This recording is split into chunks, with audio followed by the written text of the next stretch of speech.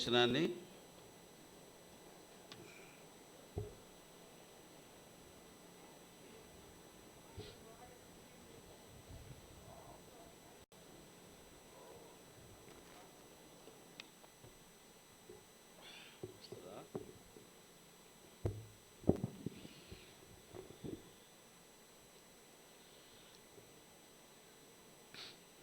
యెషయా గ్రంథం 2వ అధ్యాయం 2, 3 వచనాలు కలిసి చదువుదాం.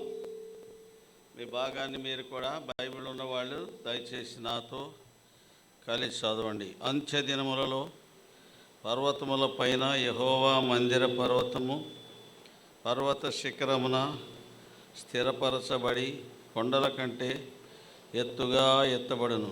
ప్రవాహము వచ్చినట్లు సమస్త అన్యజనులు దానిలోనికి వచ్చెదరు. ఆ కాలమున సియోనులో నుండి ధర్మశాస్త్రము, యెరూషలేములో నుండి యెహోవా వాక్కు బయలువెళ్ళును. జనములు గుంపులు గుంపులుగా వచ్చి, యాకోబు దేవుని మందిరమునకు, యెహోవా పర్వతమునకు మనం వెళ్ళుదాం రండి, ఆయన తన మార్గముల విషయమై మనకు బోధించును, మనం ఆయన త్రోవల్లో నడుచుదాము అని చెప్పుకుందరు. ప్రభు ఈ భాగం ద్వారా మనతో మాట్లాడుగాక.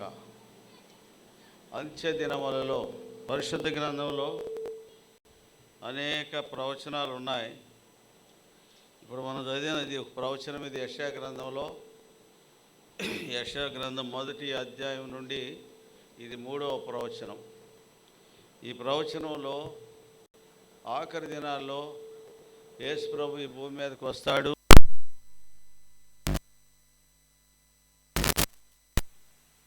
యేసు ప్రభు వారి భూమి మీదకి వస్తాడు. 1000 సంవత్సరాలు రాజ్య పరిపాలన చేస్తాడు. ఆ 1000 సంవత్సరాల రాజ్య పరిపాలనలో యెరూషలేము రాజధానిగా చేసుకొని యేసు ప్రభు వారి ఏలుబడి చేస్తాడు. ఆ దినాన ఇప్పుడు యేసు ప్రభు వద్దన్న మనుషులే, దేవుడు మాకు అక్కర్లేదన్న మనుషులే, ఎడారి దేవుడు మాకు అవసరం లేదన్న మనుషులే, ఆ దినాన్ని వాళ్ళందరూ వస్తారు. వాళ్ళందరూ వచ్చి ఏమంటారు? యాకోబు ఏముందన్నమాట, యాకోబు దేవుని మందిరముకు, యెహోవా పర్వతమునకు మనము వెళ్ళుదాము రండి. వద్దన్న వాళ్ళు రేపు పరిగెత్తుకొస్తారు. దయతో గమనించండి. లోకం ఏమంటుంది? యేసు ప్రభు మాకు అక్కర్లేదు అంటుంది, బైబిల్ మాకు అక్కర్లేదు అంటుంది. ఒకనాడు మనుషులు విసర్జించిన బైబిలే వెతుక్కుంటూ వస్తారు మనుషులు. ఇవాళ కాదనుకున్న యేసు ప్రభువుని వెతుక్కుంటూ తిరుగుతారు మనుషులు. ఇది అంచె దినాల్లో జరగబోయే సంగతి. ఎందుకు యెహోవా మందిర పర్వతానికి వెళ్ళవాలి? పైన ఇంకో మాట ఉంది, అంచె దినములలో యెహోవా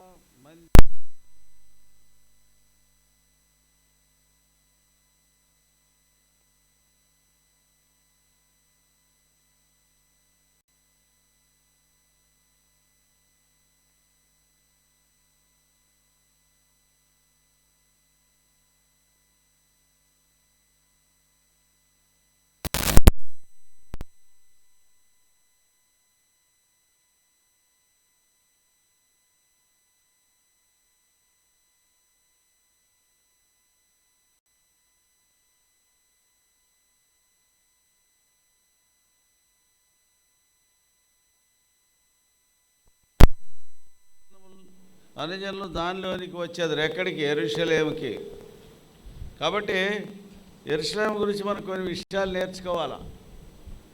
యెరూషలేము గురించి, దేవుని మందిరం ఎక్కడుంది? దేవుని మందిర పర్వతం ఎక్కడుంది? పర్వతం అంటే మందిరం పర్వతం మీద కట్టబడింది యెరూషలేం. ఆ యెరూషలేం పేరు మరో పేరు సియోను. యెరూషలేం మరో పేరు సియోను. ఈ పర్వతాన్ని గురించి మనం ధ్యానించాలి. మొట్టమొదట ఈ పర్వతం మీద బలిపీఠం కట్టినవాడు అబ్రహాం. ఈ పర్వతం మీద యేసు ప్రభు వారి కంటే ముందుగా 2000 సంవత్సరాలకి ముందు తన కుమారుడైన ఇస్సాకును అదే పర్వతం మీద బలిగా అర్పించి మృతుల్లో నుండి తిరిగి పొందినవాడు అబ్రహాం. తన కుమారునికి ప్రతిగా గొర్రెపిల్ల వధించబడిన స్థలము యెరూషలేం.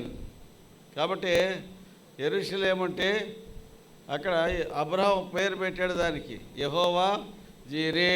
ఈరే అంటే చూచుకొను, దేవుడు చూసుకునే స్థలమని జీరే అని పెట్టాడు.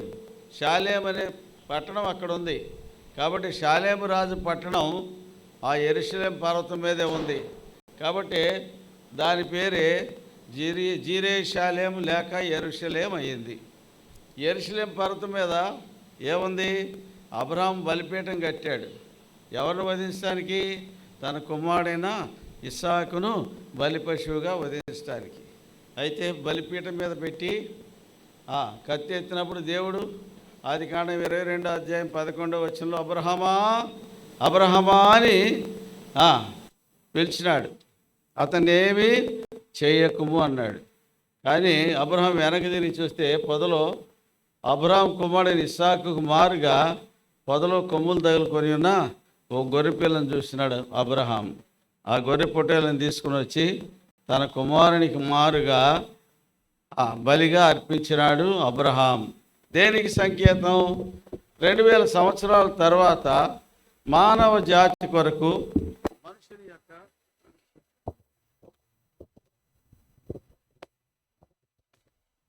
2000 సంవత్సరాల తర్వాత మానవ జాతి కొరకు దేవుడు చేయబోయే శిలువ కార్యాన్ని గురించి గుర్తు చేసేదే ఇస్సాకు యొక్క బలి. 2000 సంవత్సరాల తర్వాత అదే స్థలంలో అదే జెరూసలేములో ఏం జరిగింది? దేవుని కుమారుడైన యేసు గొర్రె పిల్ల వలె వధించబడినాడు. అందుకే బాప్తిస్మిచ్చి యోహాను సువార్త 1వ అధ్యాయం 29వ వచనంలో ఇదిగో లోక పాపమును మోసుకొని పోవు దేవుని గొర్రె పిల్ల అని బాప్తిస్మిచ్చి యోహాను లోకానికి యేసుప్రభు వారిని పరిచయం చేశాడు. దేవుని గొర్రెపిల్లగా పరిచయం చేశాడు. గొర్రెపిల్ల చేసే పని ఏంటి? గొర్రెపిల్ల చేసేది ఏంటి? పాపాన్ని ప్రాయశ్చిత్తంగా వధించబడబోతుంది. లోక పాప పరిహారం కోసం గొర్రెపిల్లగా యేసుప్రభు వారి భూమి మీదకి వచ్చాడన్న విషయాన్ని లోకానికి పరిచయం చేశాడు బాప్తిస్మిచ్చి యోహాను.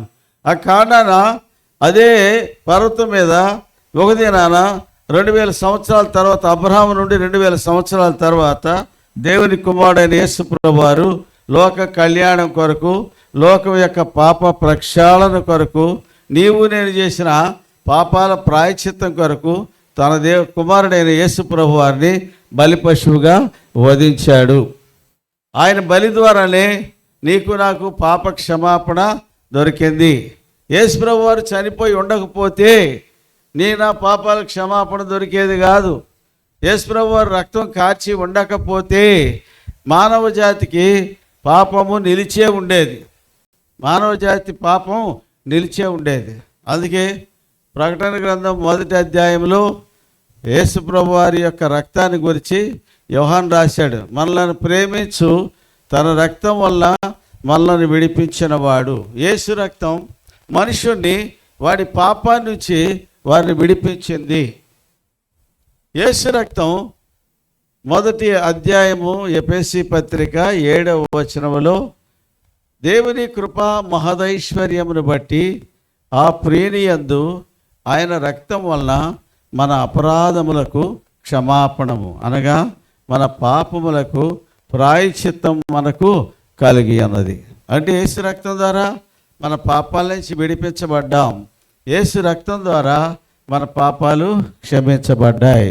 తరువాత 3వది యేసు రక్తము. 1 యోహాను 1:7 యేసు రక్తము ప్రతి పాపము నుండి మనలను పవిత్రులనుగా చేయును. పాపి అయిన మనుషుని యేసు రక్తం పవిత్రుడిగా చేసింది. యేసు రక్తం చేసిన మరొక పని ఏం చేసింది? రోమపత్రిక 5వ అధ్యాయం 8-9 వచనాల్లో ఆయన రక్తం ద్వారా ఏలైనకు శత్రువులమైనగా ఆయన కుమారుడైన యేసు రక్తం ద్వారా మనం నీతిమంతులుగా తీర్చబడి దేవుని యొక్క ఉగ్రత నుండి తప్పించబడ్డాం. యేసు రక్తం పాపి అయిన మనుషుని పాపాల నుంచి విడిపించడమే కాకుండా ఇవన్నీ ఎక్కడ జరిగినాయి అనుకుంటున్నారు? యెరూషలేములో. పాపి అయిన మనుషుని కొరకు దేవుని కుమారుడైన యేసు రక్తం చిందించిన స్థలమే యెరూషలేం. అదే సియోను పర్వతం, అదే యాకోబు దేవుని మందిరం. అదే యాకోబు దేవుని మందిరం ఉన్న స్థలం, అదే యెరూషలేము, అదే సియోను. కాబట్టి రేపు యేసు ప్రభువు వారు వచ్చినప్పుడు దాని పేరు సియోను అని పిలువబడుతుంది. ఏమని పిలువబడుతుంది? సియోను. సియోనులోంచి ఏమొస్తుంది? ధర్మశాస్త్రం వస్తుందని చెప్పుకున్నారు లోకం. తర్వాత ధ్యానిస్తాం. యేసు రక్తం ఎన్ని పనులు చేసింది? మొదటి పని పాపాల నుంచి విడిపించింది. రెండవ పని పాపాలని క్షమించింది. మూడవ పని పరిశుద్ధులుగా మార్చింది. నాలుగవ పని మనల్ని నీతిమంతులుగా తీర్చింది. ఐదవ పని ఎఫెసీ పత్రిక 2వ అధ్యాయం 13వ వచనంలో మనకు దూరస్తులైన మీరు ఇప్పుడు క్రీస్తు రక్తం వల్ల దేవునికి సమీపస్తులై ఉన్నాము. ఏమైనా మనం దేవునికి సమీపస్తులమై ఉన్నాము. ఎవడన్నా పోతా ఉంటే దారి బట్టి పోయే మనుషులు ఎవడు మోకానే కోతులు ఆడుతున్నాయా? ఎందుకంటే చూస్తారు? ఎందుకండి? ఇక్కడ దేవుని వాక్యం చెప్తున్నప్పుడు దేవుని వాక్యం వినాలా? అంటే మీ మైండ్ ఇక్కడ లేదన్నమాట.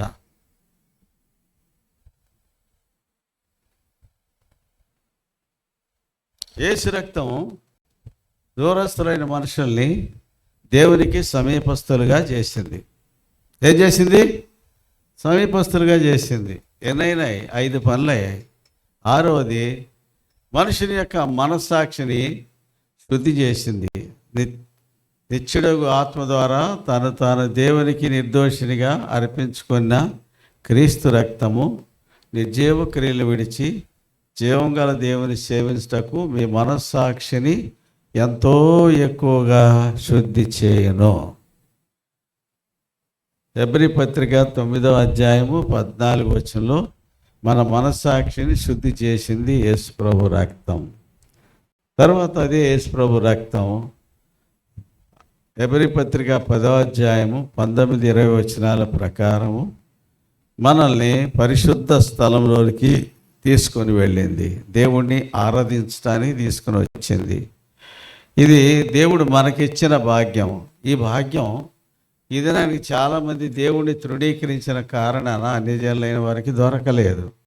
ఇది ఎప్పుడు దొరుకుతుంది అంటే రేపు యేసు ప్రభువు వారు వచ్చినప్పుడు, మధ్యాకాశాన్ని నుంచి భూమి మీదకి వచ్చినప్పుడు, సాతాను శక్తులను ఓడించినప్పుడు, యెరూషలేములో ఆయన రాజ్యాన్ని స్థాపించి యెరూషలేములో ఆయన సింహాసనం వేసుకొని యెరూషలేము నుంచి రాజ్య పరిపాలన చేస్తాడు. ఆ దినాన అన్యజనులందరికీ కళ్ళు తెరుస్తారు. లోకం అంతా కళ్ళు తెరుస్తాయి. ఇప్పుడు భూమి మీద సుమారుగా 214 దేశాలు ఉన్నాయి. ఈ దేశాలన్నీ కూడా అప్పుడు వాళ్ళ కళ్ళు యెరూషలేము వైపుకి వస్తాయి. వాళ్ళ కళ్ళు యెరూషలేము వైపు తిప్పుతారు. ఇప్పుడు యెరూషలేము అంటే ఎవరికి ఇష్టం లేదు. యెరూషలేము మీదకి కత్తులు కటారులు నోరుతున్నారు కదా.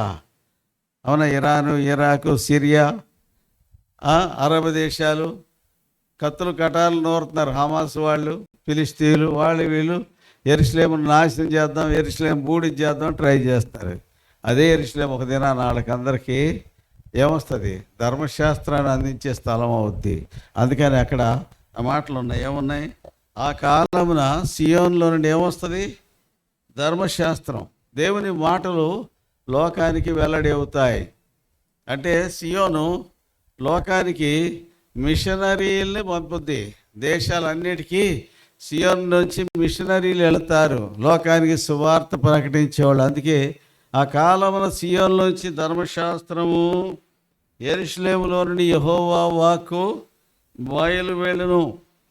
దేవుని యొక్క వాక్యం యెరూషలేములోంచి ప్రకటించబడద్ది. అనేక మంది మిషనరీలు యెరూషలేము నుంచి పంపబడతారు. యేసు ప్రభువు ఆనాడు దేవుడై రాజై యెరూషలేములో కూర్చుంటాడు. యెరూషలేము నుండి మనుషులను పంపిస్తాడు. లోకమంతా సువార్త ప్రకటింపజేస్తాడు యేసు ప్రభువు వారు. కాబట్టి ఆ దినాన్ని యేసు ప్రభువు వారిని చూడటానికి లోకాల్లో ఉన్న జనులందరూ ఎక్కడికి వస్తారు? యెరూషలేముకి వస్తారు. ఎక్కడికి వస్తారు? యెరూషలేముకి వస్తారు. ఎందుకు వస్తారు? సైన్యములకు అధిపతి జకర్యా ఆఖరి అధ్యాయం, జకర్యా గ్రంథం 14వ అధ్యాయం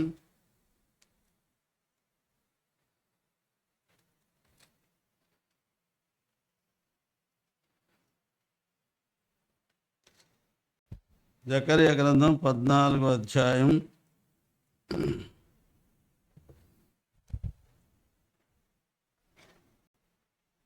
16వ వచనం.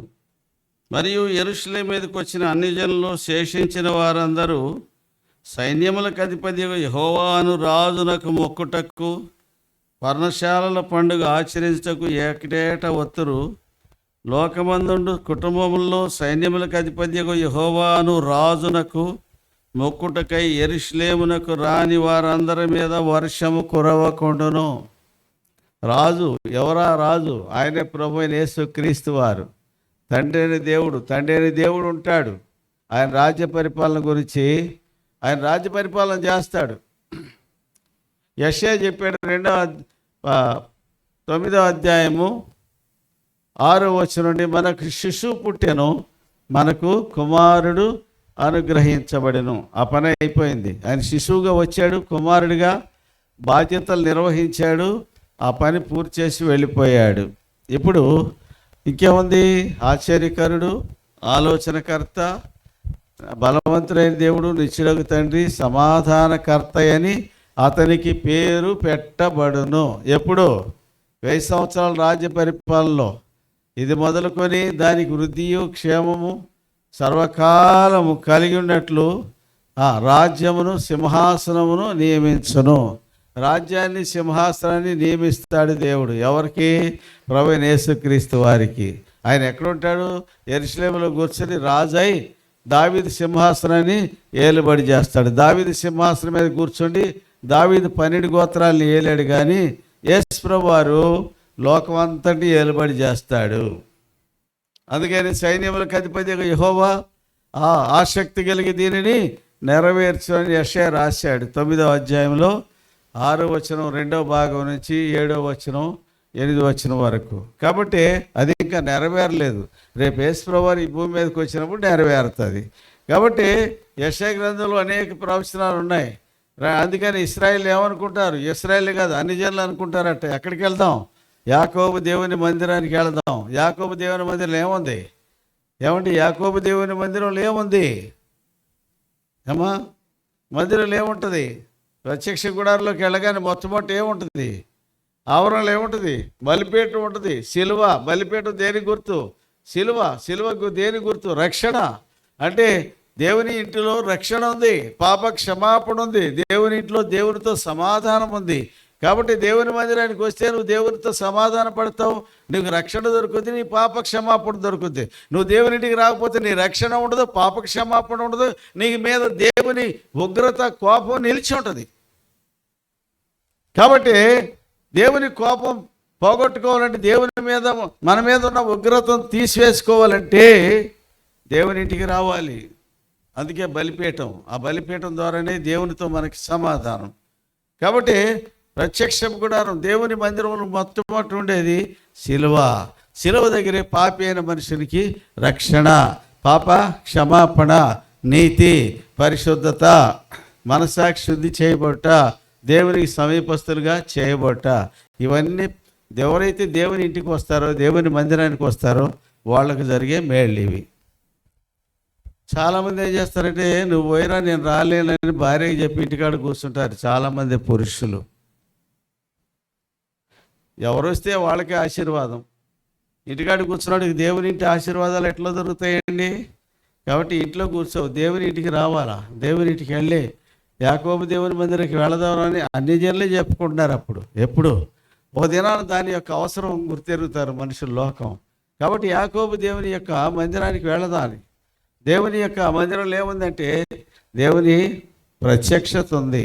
దేవుని యొక్క ప్రత్యక్షత ఆదికాండం 28వ అధ్యాయంలో యాకోబుకు దేవుడు ప్రత్యక్షమైనాడు. ప్రత్యక్షమయ్యి ఎక్కడ? ఆదికాండం 28వ అధ్యాయం 11, 12 వచనాల్లో, అప్పుడు అతడు కలగనేను, ఒక నిచ్చెన భూమి మీద నిలపబడి ఉండేను, దాని కొన ఆకాశమును అంటాను, దేవుని దూతలు దానికి పైగా ఎక్కుచు దిగుచు ఉండేరి. అంటే ఒక దర్శనం వచ్చింది యాకోబుకి. ఎక్కడ? మోసగాడైన మనుషుని దేవుడు దర్శించాడు. ఎక్కడ? బేతేల్లో. అది బేతేలు కావచ్చు, యెరూషలేము కావచ్చు, సియోనే కావచ్చు, ఏదైనా కావచ్చు. ఎక్కడైతే దేవుడు మనుషుని దర్శిస్తాడో అదే దేవుని మందిరం. బేతేలు అంటే, బేత్ అంటే ఇల్లు, ఏలు అంటే దేవుడు, దేవుని మందిరం బేతేలు అంటే. అర్థమైందండి? మీ మందిరం పేరు కూడా బేతేలే కదా. బేతేల్ అంటే దేవుని మందిరం, దేవుని నివాస స్థలం, దేవుడున్న స్థలమే దేవుని మందిరం. కాబట్టి బేతేల్లో దేవుడు ఉన్నాడని యాకోబు తెల్లారిపోతే లేచి 16వ వచనం 28వ అధ్యాయం 16వ వచనం యాకోబు ఏమన్నాడు? నిశ్చయముగా యెహోవా ఈ స్థలమందు ఉన్నాడు, అది నాకు తెలియకపోయాను అన్నాడు. అంటే తెలియకుండానే దేవుడున్న స్థలానికి వచ్చాడు యాకోబు ఒక దినాన. మోసగాడైన మనుషుడు దేవుని చేత దర్శించబడే స్థలము బేతేల్. దేవుడు మనుషుని మార్చే స్థలము బేతేల్.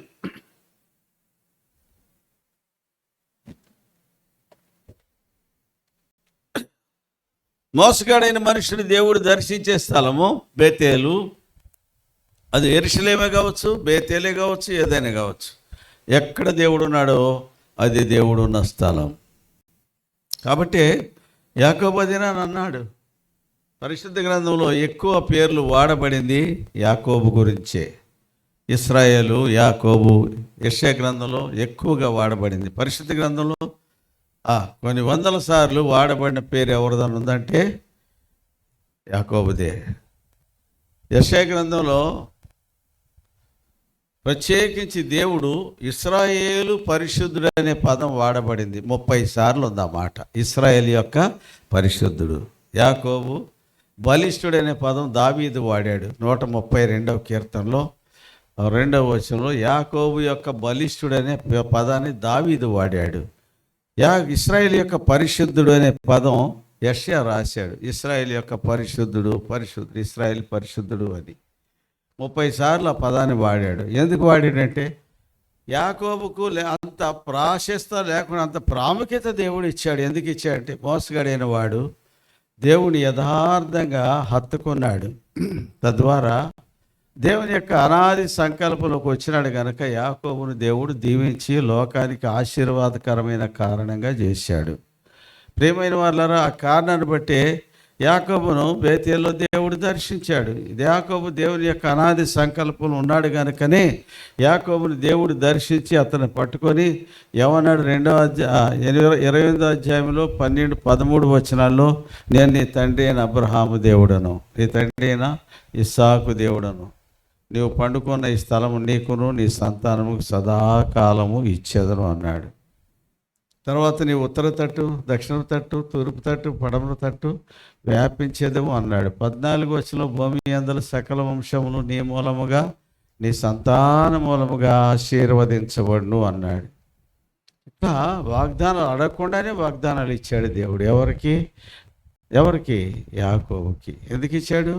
యాకోబు దేవుని సంకల్పంలో ఉన్నాడు. అలాగే నీ విషయంలో నా విషయంలో కూడా దేవుడు ఒక ఉద్దేశం, ఒక సంకల్పం, ఏర్పాటు కలిగి ఉన్నాడు. నువ్వు ఇక్కడికి వచ్చావు. ఈ ఊర్లో చాలామంది ఉన్నారు కదా, వాళ్ళందరూ ఉన్నారు మనకంటే గొప్పవాళ్ళే కదా. వాళ్ళందరూ ధనికులు కావచ్చు, చదువుకున్న వాళ్ళు ఉండొచ్చు, వ్యాపారులు ఉండొచ్చు, గనులు ఉండొచ్చు, గొప్పవాళ్ళు ఉండొచ్చు, పేరు ప్రఖ్యాతులు గలవాళ్ళు ఉండొచ్చు. వాళ్ళు ఎవరు ఇక్కడ లేరు. మరి నువ్వు నేను ఎందుకు వచ్చాము? నీవు నేను దేవుని యొక్క అనాది సంకల్పంలో ఉన్నాం కనుకనే దేవుడు మనల్ని తెచ్చాడు. వారు దేవుని యొక్క సంకల్పాన్ని నిరాకరించారు. లూకాసు వార్త 7వ అధ్యాయం 30వ వచనంలో, పరిసయ్యులు ధర్మశాస్త్రోపదేశకులు యోహాను వలన బాప్తీసం పొందగోరి కూడా వారు దేవుని యొక్క తమ విషయమైన దేవుని సంకల్పాన్ని నిరాకరించారని రాయబడింది. లోకం కూడా దేవుని యొక్క సంకల్పాన్ని నిరాకరించింది. ఎందుకంటే మాకు దేవుడు అక్కర్లే, మాకు దేవుళ్ళు బోల్డు మంది ఉన్నారు, కానీ వారి దేవత్వాన్ని గురించి మనకు అవసరం లేదు, మనం క్వశ్చన్ చేయం. కానీ మనకున్న దేవుని యొక్క నమ్మకత్వాన్ని బట్టే, మన దేవునికి ఉన్న నిబద్ధతను బట్టే, మన దేవునికి ఉన్న విశ్వాస్యతను బట్టే నీవు నేను లోకంలో గొప్పవారి కంటే కూడా దీవించబడ్డాం. మనం ఇందాక చదివా 49వ అధ్యాయం ఆది కాండము. యాకోబు తన కుమారుడు దీవించిన విధానంలో యాకోబు దేవుడు ఎలాంటి వాడు? యాకోబును దీవించే దేవుడు, ఎన్నో ఆశీర్వాదాలతో దీవించాడని మనం ధ్యానించినాం. ప్రియమైన వాళ్ళారా, కాబట్టి దేవుని యొక్క అనాది సంకల్పంలో ఎవరైతే ఉన్నారో, ఎవరైతే దేవుణ్ణి ఎరిగారో, ఎవరైతే దేవుని హత్తుకున్నారో వారిని దేవుడు అనేక విధాలుగా ఆశీర్వదించాడు. యాకోబుకి ఇప్పుడు ఆల్మోస్ట్ 4000 సంవత్సరాల క్రితం ఉన్నాడు. 4000 సంవత్సరాల క్రితం జీవించిన యాకోబును ఇప్పుడు మనం జ్ఞాపం చేసుకుంటున్నాం. 4000 సంవత్సరాల క్రితం జీవించిన అబ్రహామును మనం జ్ఞాపం చేసుకుంటున్నాం. ఎందుకు జ్ఞాపం చేసుకుంటున్నాం?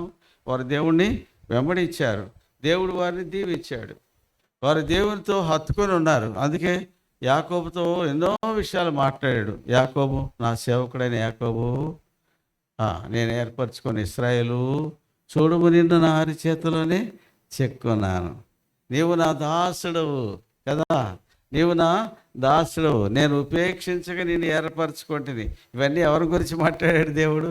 యాకోబు గురించే, ఇశ్రాయేలు గురించే. ఇశ్రాయేలు అంటే దేవుని యొక్క రాకుమారుడు అని అర్థం, రాజా కుమారుడు అని అర్థం. మోసగాడైన మనుషుని దేవుడు రాకుమారుడిగా మార్చాడు. దేవుని రాకుమారుడిగా మార్చి అతను ముద్దు పేరు పెట్టాడు. ఏం పేరు? ఇశ్రాయేలు. ఇశ్రాయేలు అంటే అర్థం ఏంటి? దేవుని యొక్క రాజకుమారుడు. కాబట్టి అంత శ్రేష్టమైన వాడిగా చేశాడు దేవుడు యాకోబును. అందుకే ప్రతి అధ్యాయంలో, యెషయా గ్రంథం ప్రతి అధ్యాయంలో మీరు చదవండి, 40వ అధ్యాయం నుంచి చివరి వరకు చదవండి, ఇశ్రాయేలు ఇశ్రాయేలు ఇశ్రాయేలు ఇశ్రాయేలు. ఒక అధ్యాయానికి కనీసం 10 సార్లు ఇశ్రాయేల్ పేరు వస్తుంది. ఎందుకు వస్తుంది? ఎందుకు అంత ప్రాముఖ్యత ఇచ్చాడంటే ఇశ్రాయేల్ అంటే అంత ఇష్టం ఆయనకి. ఎందుకు? ఇశ్రాయేల్ ఏం చేశాడు? ఓ రోజు దేవునితో పోరాడి, తెల్లారిపోతున్నావు ఇశ్రాయేల్, యాకోబు నన్ను వదిలిపెట్టాయి, నేను పోతానంటే నువ్వు నన్ను ఆశీర్వదిస్తే నేను వదిలిపెడతా అన్నాడు. అంటే ఆశీర్వాదం కోసం తెల్లవారులు పోరాడాడు ఆ మనుష్యుడు. ఆఖరికి నీ పేరేంటో చెప్పాయి, నిన్ను ఆశీర్వదిస్తాను అన్నాడు. నా పేరు యాకోబు అని చెప్పాడు. యాకోబు అంటే అర్థం ఏంటి?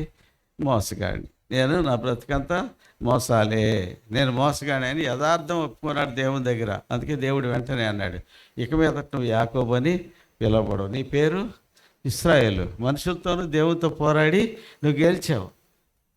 32వ అధ్యాయం ఆదికాండంలో దేవుడు అన్నాడు యాకోబుతో, నువ్వు దేవునితో మనుషులతో పోరాడి గెలిచావు కనుక ఇక్కడి నుంచి నీ పేరేం పేరు?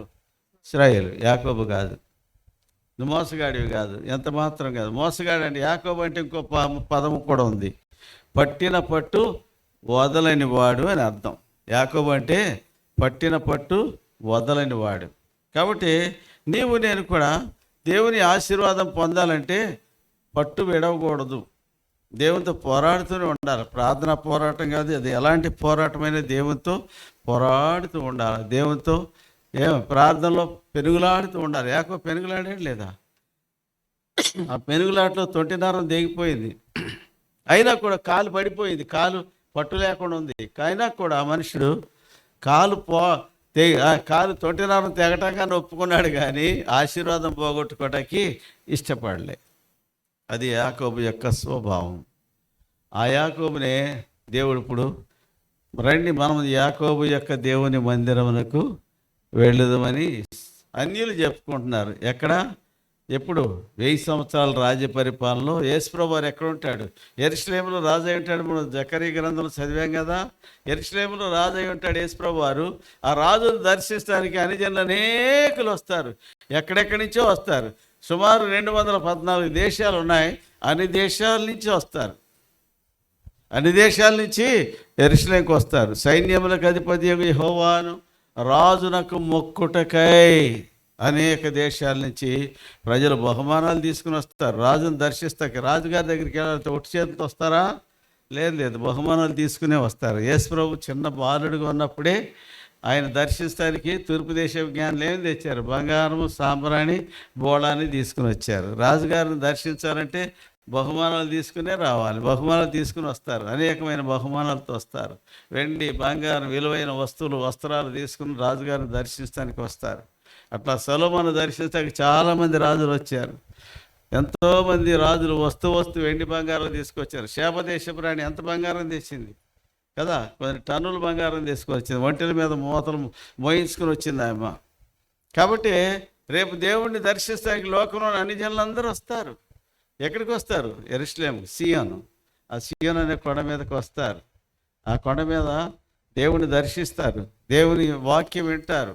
వాళ్ళు ఏం చెప్పుకుంటూ వస్తారు? యెరూషలేము నుంచి ధర్మశాస్త్రం వస్తుంది. సియోను నుంచి దేవుని వాక్యం యెహోవా వాక్కు బయలు వెళ్ళును, ఆయన తన మార్గం విషయమై మనకు బోధించును, మనం వెళదాం రండి అని ఒకళ్ళొకరు రేపుకొని పురుకొల్పుకొని వస్తారట. ఎవరు వాళ్ళు? అనిలు. ఎవరు వాళ్ళు? అనిలు. అనిలు అంటే ఎవరు? దేవుని ఎరగని వాళ్ళు. ఇప్పుడు దేవుని ఎరగని వాళ్ళకి ఎవరి మీద ఆశ పుట్టింది? దేవుని మీద ఆశ పుట్టింది. ఎందుకు పుట్టింది అంటే 1000 సంవత్సరాల రాజ్య పరిపాలనలో సాతాను ఉండడు. సాతాను భూమి మీద ఉండాడు. వాడిని బంధించి కటికి చీకటిగా అంటే పాతాళంలో దేవుడు బంధించి పెడతాడు కాబట్టి, అగాధంలో బంధించి ముద్ర వేసి పెడతాడు. వాడిని బయటికి రానియకుండా చేస్తాడు కాబట్టి మనుషుల్లో మోస బుద్ధి ఉండదు. వాడు మనుషులను మోసం చేస్తాడు. మోస బుద్ధి గలవాడు సాతాను. కాబట్టి వాడు లేకపోతే లోకమంతా నెమ్మదిగా ఉంటుంది. లోకమంతా నెమ్మదిగా ఉంటుంది. కాబట్టి మనుషుల ఆలోచనలు వస్తాయి, లేకపోతే అన్ని వక్రపు ఆలోచనలే. ఎందుకు ఈ వక్రపు ఆలోచనలు ఎవరి వలన వచ్చినాయి? సాతాను వల్ల. కాబట్టి రేపటి దినం సాతాను ఈ భూమి మీద వాడు ఉండకుండా యేసుప్రభు వారిని పాతాళను బంధించిన కారణాన, భూమి మీద సాతాను లేని కారణాన ఏం జరుగుతుంది? మనుషులు మోసబుద్ధి ఉండదు, మోసపు ఆలోచనలు ఉండవు, యథార్థమైన మనసు వస్తుంది. యథార్థమైన మనసు వచ్చి మనుషులు ఏం చేస్తారు? మనం యాకోబు దేవుని మందిరానికి వెళ్దాం రండి అని చెప్పుకొని, ఒకరితో ఒకరు చెప్పుకొని, ఒకరినొకరు రేపుకొని, ఒకరినొకరు పురుకొల్పుకొని వస్తారట. ప్రవాహం వలె వస్తారు. ప్రవాహం అంటే ఎట్లా? ఇప్పుడు ఇక్కడ ఎంత పెద్ద పందిరి వేశారు కదా, ప్రవాహం అంటే ప్రవాహం ఎట్లా వస్తుంది? అడ్డు ఏమన్నా అడ్డును తోసుకుంటూ వెళ్ళిపోద్ది, అది ప్రవాహం అంటే. అలా వస్తారు. అంటే ప్రజలు ఎలా వస్తారు? వాళ్ళకి ఎలాంటి ఆటంకాలు లేకుండా, ఒకవేళ ఆటంకాలను పడదోసుకుని వచ్చేస్తారు వాళ్ళు. ఎక్కడికి? యెరూషలేముకి, సియోను కొండకి. ఆనాడు దాని పేరు సియోను. యెరూషలేము నుంచి ఏమొస్తుంది? ధర్మశాస్త్రం. ఇంకేమొస్తుంది? యెహోవా వాక్కు. ఈ లోకానికి ఏమొస్తుంది? అనేక మంది మిషనరీలు వెళ్తారు సువార్త ప్రకటించడానికి. దేవుని ఎరగనోళ్ళు అనేక మంది ఉన్నారు ఇంకా లోకంలో ఆనాటికి కూడా. వాళ్ళందరికీ సువార్త ప్రకటించబడాలి, వాళ్ళందరికీ యేసు ప్రభువుని గురించి చెప్పబడాలి. సాతాను ఏం చేశాడు ఈ మధ్యకాలంలో? ఇప్పుడు ఏం చేస్తున్నాడు సాతాను? ఎవరిని వాక్యం వినట్లే, బైబిల్ పట్టుకెళ్తే చింపేస్తున్నారు కదా, సువార్త ప్రకటిస్తే కొడుతున్నారు, సువార్త ప్రకటిస్తే చంపేస్తున్నారు. ఏమని చేస్తుంది లోకం? కారణం ఏంటంటే సాతాను లోకంలో ఉన్నాయి, మనుషులను రెచ్చగొడుతుంది, మనుషులు ప్రేరేపిస్తుంది, మనుషులను ఉసిగొలుపుతుంది, మనిషి మీద మనిషిని ఉసిగొలుపుతుంది సాతాను. తద్వారా మనుషులకి దేవుని యొక్క ఉద్దేశాలు వాళ్ళకి వెళ్ళట్లా, వాళ్ళకి అందట్లా. రేపు యేసుప్రభు వారు వచ్చినప్పుడు, మధ్యాకాశం నుండి భూమి మీదకి వచ్చినప్పుడు, ఆయన రాజ్య పరిపాలన చేస్తున్నప్పుడు ఆయనకు ఆటంకం ఏముండదు. సాతాను లేడు కాబట్టి ఆటంకం ఉండదు. కాబట్టి ప్రజలందరూ యేసుప్రభుని తెలుసుకుంటారు, అందరూ యేసుప్రభు దగ్గరికి వస్తారు. యేసుప్రభు దగ్గరికి వచ్చినప్పుడు ఆయన ఆరాధించడానికి వస్తారు, ఆయన తెలుసుకోవడానికి వస్తారు, ఆయన వాక్యం వినడానికి వస్తారు. కాబట్టి యెరూషలేము నుంచి ఏమన్నా ధర్మశాస్త్రం వెళుతుంది, సియోను నుండి యెహోవా వాక్కు బయలు వెళ్ళను. ఇంకా విషయాలు ఏమన్నా సాయంత్రం ధ్యానించుకుందాం. కాబట్టి రేపు ఎల్లుండి ఆవులెల్లుండి కూడా ఇదే వాక్యం మీద ధ్యానాలు జరుగుతాయి. ఇప్పుడు మీరు పాపం అలసిపోయారు కదా పొద్దునుంచి, కాబట్టి ఇక్కడికి ఆగుదాం మనం.